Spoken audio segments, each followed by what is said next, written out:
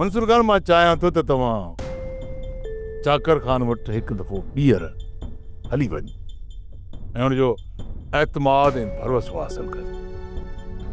जॾहिं चाकर खान जो एतमाद ऐं भरवसो तव्हां मथां थी वेंदो न त पोइ तव्हां हुनखे अहिड़ी जाइ कंहिं अहिड़ी जाइ ते वठी अचोसि जिते हुनजो शिकार करण असांजे लाइ आसान हुजे।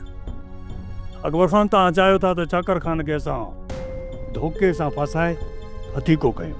मंसूर खान तोखे ख़बर ई कान्हे का ये जेको चाकर आहे न इहो हिकु चालाक डूमड़ आहे। इहो धोखे खां सवाइ फासंदो ई कोन। मां हिन चाकर खान खे मारण नथो चाहियां बल्कि हुनखे पंहिंजे कदमनि ते झुकाइण थो चाहियां। अकबर खान इहा चाकर खान सां बेवाजिबी न चइबी। इन जो एहसासु आहे मूंखे मंसूर खान। असां चाकर खान सां जेकॾहिं सिधो विढ़ंदासीं त हू मरंदो मरी वेंदो पर झुकंदो कोन।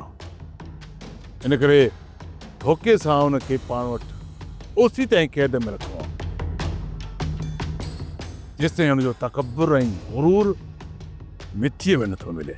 अकबर खान मां चाकर खान खां नाराज़ थी चुको आहियां ऐं मां वरी बि कोशिशि कंदुसि त हुनखे हिन ॻाल्हि ते आमादा कयां पर हू मूं मथां हाणे भरोसो कोन कंदो।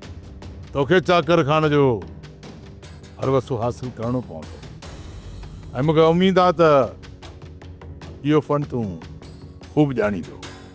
सब्सक्राइब कयो असांजो official YouTube channel Sindh TV HD drama ऐं वधीक अपडेट लाइ बेल आइकन खे क्लिक करियो।